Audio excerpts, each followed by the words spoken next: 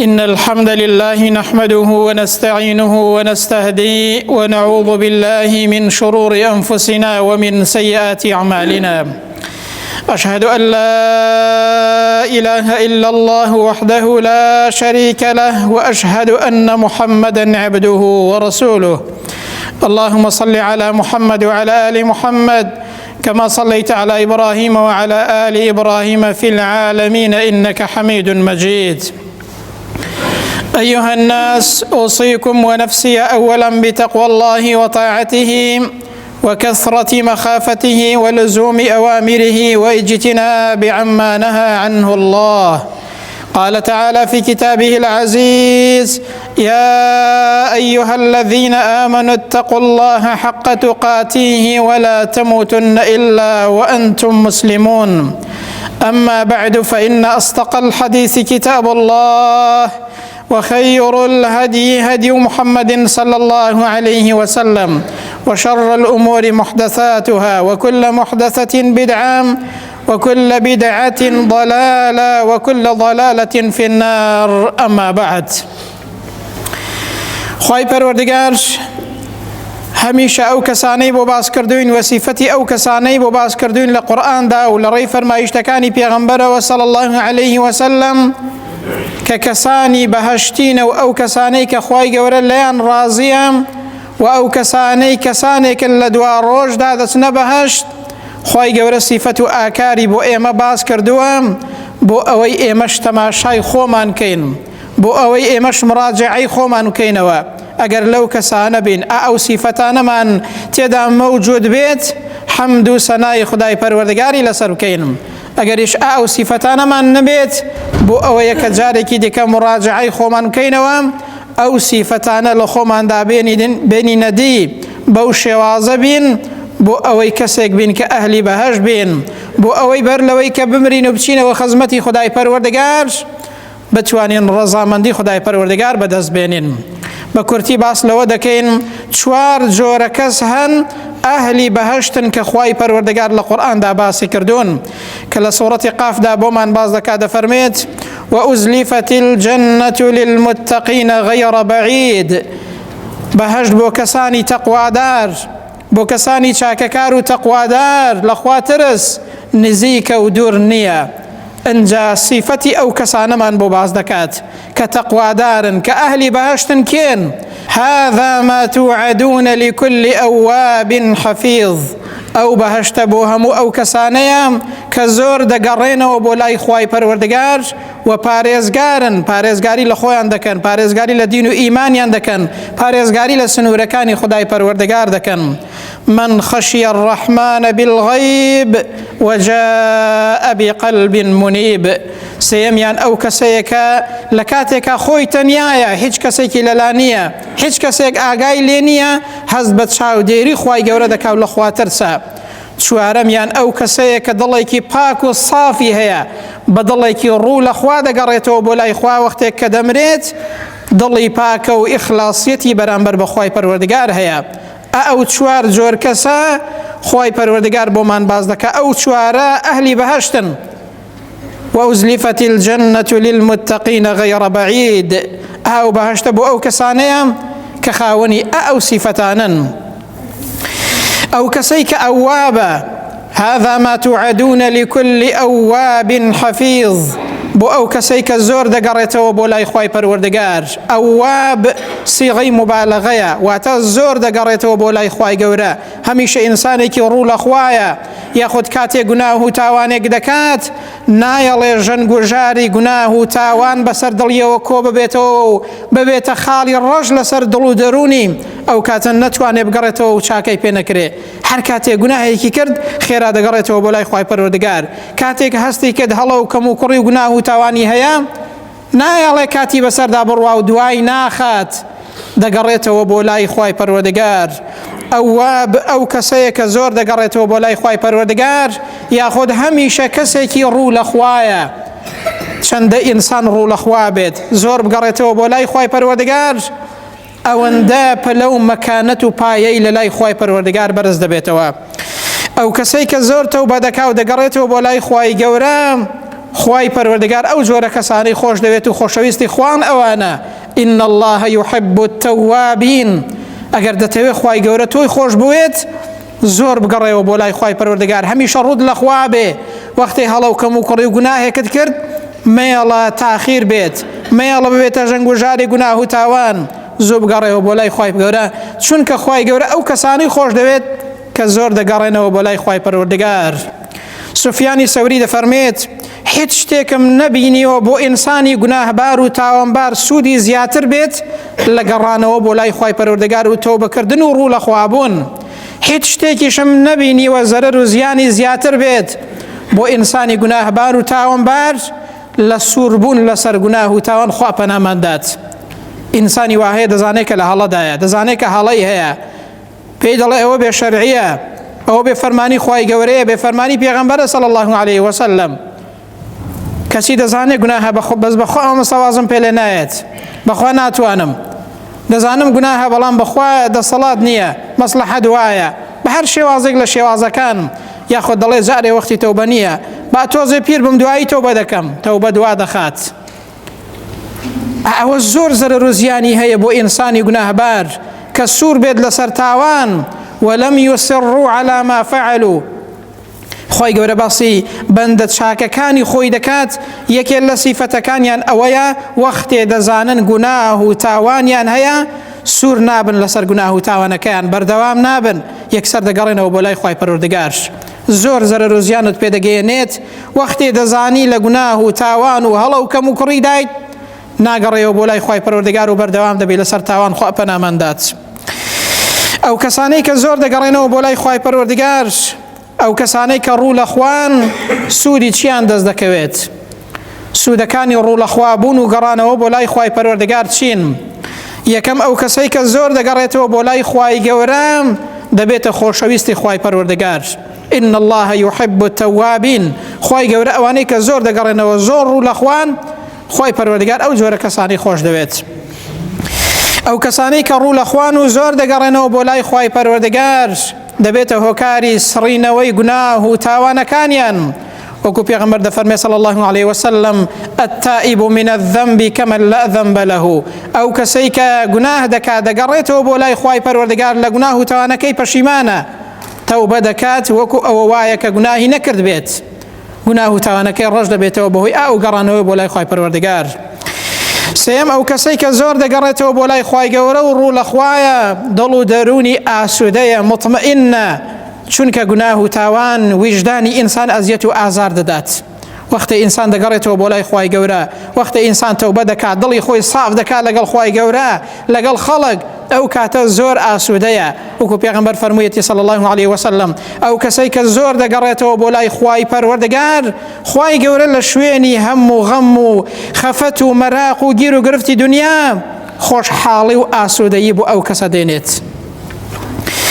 چوارەم لە سوودەکانی گەڕانەوە و ڕوو لە خوا بوون بۆ لای خوای پەروەردگار بریتیە لەوەی خوای پەروەردگار دەرگای ڕزق و ڕۆزی و بەرەکەتت بۆ دەکاتەوە.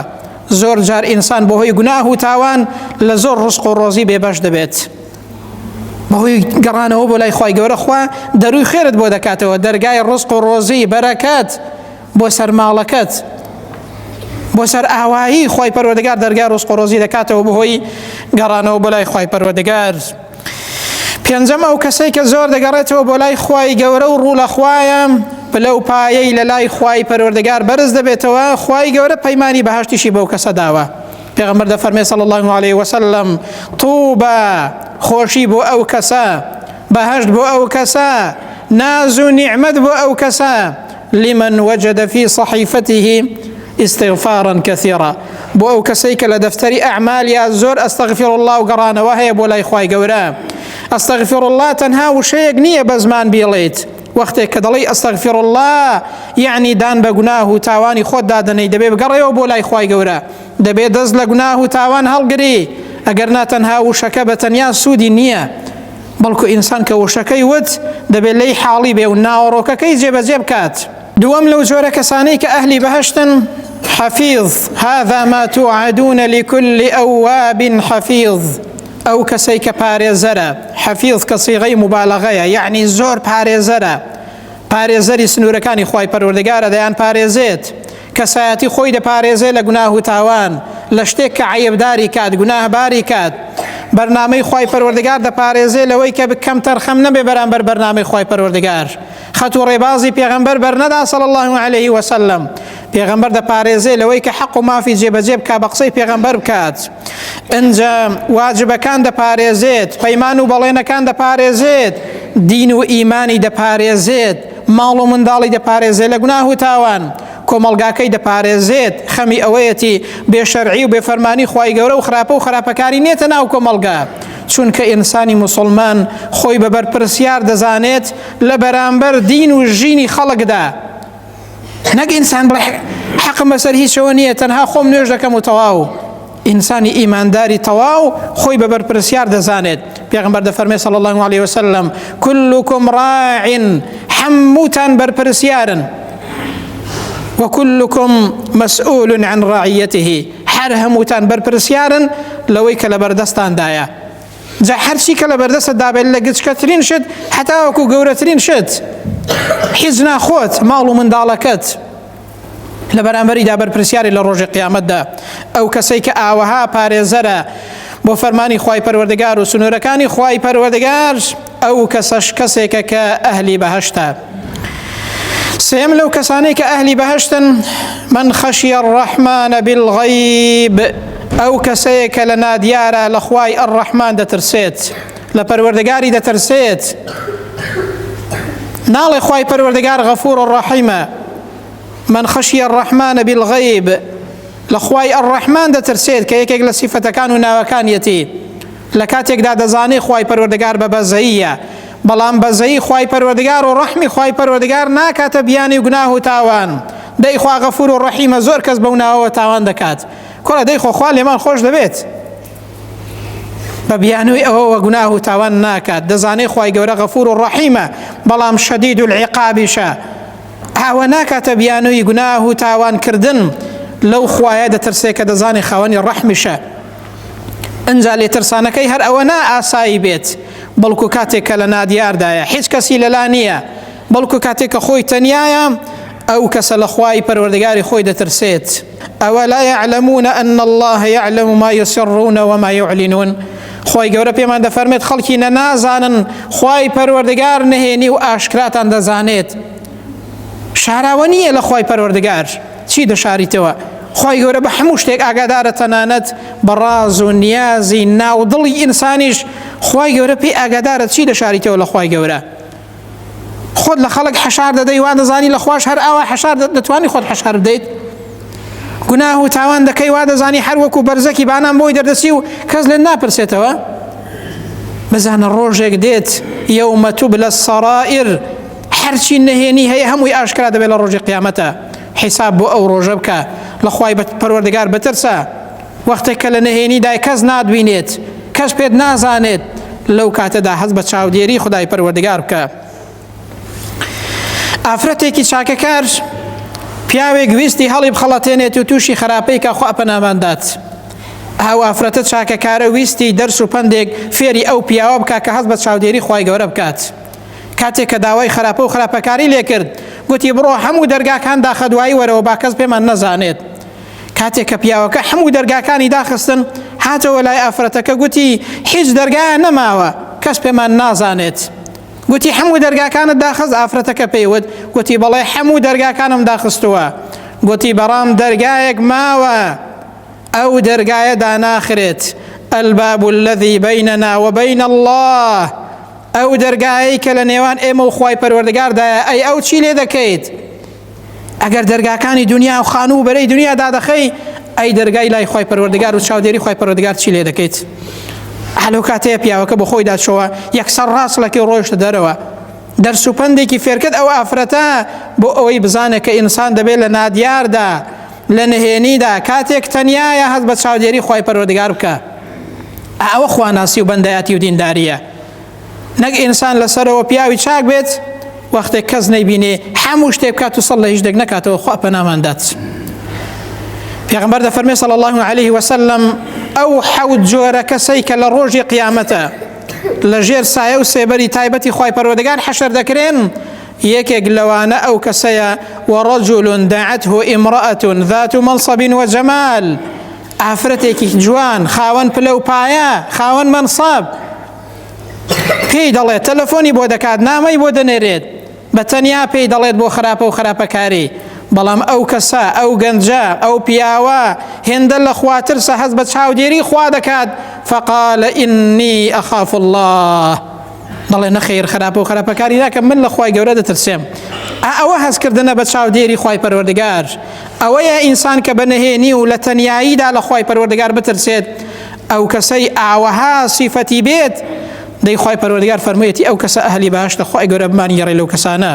چوارەم لەو کەسانەی کە ئەهلی بەهەشتن وجاء بقلب منيب، ئەو کەسەیە کە بە دڵێکی صاف، ئەو کەسەیە کە بە دڵێکی گەڕاوە دەگەڕێتەوە بۆ لای خوای پەروەردگار، بە دڵێک کە خاوەنی ئیخلاسیەتە، بە دڵێک کە گەڕاوەیە بۆ لای خوای پەروەردگار، هەمیشە ڕوو لە خوایە، وەختێک کە دەمرێت ڕووی لە خوایە و کەسێکە دڵ و دەرونی خۆی لەگەڵ خوای پەروەردگاردا صاف کردووە، لە بەرامبەر خوای پەروەردگاردا دڵی صافە لە هەرچی خراپە و خراپەکاری و شوبهە و شەهەوات هەیە لە کوفر و نیفاق، لە بەرامبەری خەڵکیشدا دڵی پاکە لە بغض و قینە و حەسادەت و دوژمنایەتی. ئەو کەسەی کە دڵی ئاوەهایە ئەو کەسەش کەسێکە کە ئەهلی باشتە. سیفەتی دڵی پاک، دڵی گەڕاوە بۆ لای خوای پەروەردگار چۆنە؟ ئەو کەسانەی کە دڵ پاکن کە دڵیان هەمیشە ڕووی لە خوای پەروەردگارە، سیفەت و ئاکاری ئەو دڵە چۆنە؟ ئەو دڵە زۆر دەگەڕێتەوە بۆ لای خوای پەروەردگار، ئەو دڵە تاعەت و عیبادەتی خوای پەروەردگاری خۆش دەوێ و پێی خۆشە، ئەو دڵە ڕقی لە گوناه و تاوانە. زۆر جاران ئینسان هەرچی چاکە پێی ناخۆشە کەسانێکن خوا پەناماندات، بەڵام تەماشا دەکەی خراپە و خراپەکاریان پێی خۆشە. چەند کەسی موسڵمان دەبینیت حەزی لە خراپەیە حەزی لە چاکە نییە، لەگەڵ خراپەیە لەگەڵ چاکە نییە خوا پەناماندات، دەگونجێ ئینسان هەڵە بکات، بەڵام ناگونجێ ئینسان لە پشتی خراپە و خراپەکاریەوە بێت، پێی خۆش بێ خراپە بڵاو بێتەوە، پێی خۆش بێ خراپە بێتە ناو کۆمەڵگا، پێی خۆش بێت چاکەلا بە باو خراپەی بێنێتە شوێن. ئەوە خەتەرێکی زۆر گەورەیە. ئەو دڵی کە ڕووی لە خوایە نیشانەی ئەوەیە چاکەی خۆش دەوێت و خراپەی خۆش ناوێت و حەز بە خراپە و خراپەکاری ناکات. ئەو دڵی کە ڕوو لە خوایە هەمیشە تەوبە دەکات، ئەو دڵی کە ڕوو لە خوایە هەمیشە زیکر و یادی خودای پەروەردگار دەکات. ئەو کەسانەی کە سیفەت و ئاکاریان ئاوەهایە، ئەو چوار جۆرە کەسە خوای گەورە بۆیە لە قورئاندا بۆی باسکردن بۆ ئەوەی ئێمەش تەماشای خۆمان کەین. ئایا لەو جۆرە کەسانەین ئەو جۆرە سیفەت و ئاکارەمان هەیە یاخود نا؟ ئەنجا لە نەتیجە و دەرەنجامی کۆتاییدا دەگەینە ئەو نەتیجەیە کە ئەو کەسەی کە خاوەنی ئەو سیفەتانە بێت، ئەو چوار جۆر کەسە نەتیجە و سەرنجامیان چییە؟ بەرهەمی چیان دەست دەکەوێت؟ خوای پەروەردگار بۆی باسکردوین لە قورئاندا هەر لە دوای ئەو ئاەتە دەفەرمێ ئودخولوها بسەلام. بەو جۆرە کەسانە دەگوترێت ئەو کەسانەی کە ئاوەها ئاکار و سیفەتیانە بڕۆنە ناو بەهەشتەوە بە ئەمن و سەلامەتی. سەلامەت دەبن لە هەرچی زیانێک هەیە، سەلامەت دەبن لە هەرچی ناخۆشی و ناڕەحەتی هەیە. بڕۆنە ناو بەهەشت مەلایکەتەکان سەلامتان لێ دەکەن، تەنها سەلام نەبێت لە ناو بەهەشتدا هیچ شتێکی دیکە نابیستیت، بۆ ئەوەی ئینسان دڵی مطمئین بێت، چونکە جاری وهەیە لە دنیادا ژیانت خۆشە بەڵام لە ئەمن و ئەمان دانیت، بەڵام لە بەهەشتا کە شوێنت خۆشە لە ئەمن و ئەمانیش دای، بۆ ئەوەی ئینسان دڵی ئاسوودە بێت. ودخولوها بسەلام ذلك يوم الخلود. لەوە خۆشتر ئەوەیە کە پێت دەڵێن کاکە ئەوە شوێنی مانەوەی هەتا هەتاییە. جاری وهەیە ئینسان ناز و نیعمەتێکی هەیە بەڵام کاتیە، کاتێکە دێ و دەڕوات، بەڵام بەهەشت ذلك يوم الخلود حتى هەتایی ئەو بەهەشتا خوای گەورە بیکاتە قسمەتمان. لهم ما يشاءون فيها ولدينا مزيد. ئینسان هەرچی ئارەزوو بکا لەناو ئەو بەهەشتەدا بۆی هەیە ولدينا مزيد، و هەروەها زیاتریشی بۆ هەیە لەوەی کە ئارەزووی دەکات. هەرچی ناز و نیعمەت هەیە بۆی هەیە، لەوەش زیاتر دیتنی خوای پەروەردگار بۆ ئینسانی ئیماندار هەیە. خوای گەورە بمانگێڕێ لەو جۆرە کەسانە. لە کۆتاییدا دەڵێن حەسەنی بەسری دەڵێت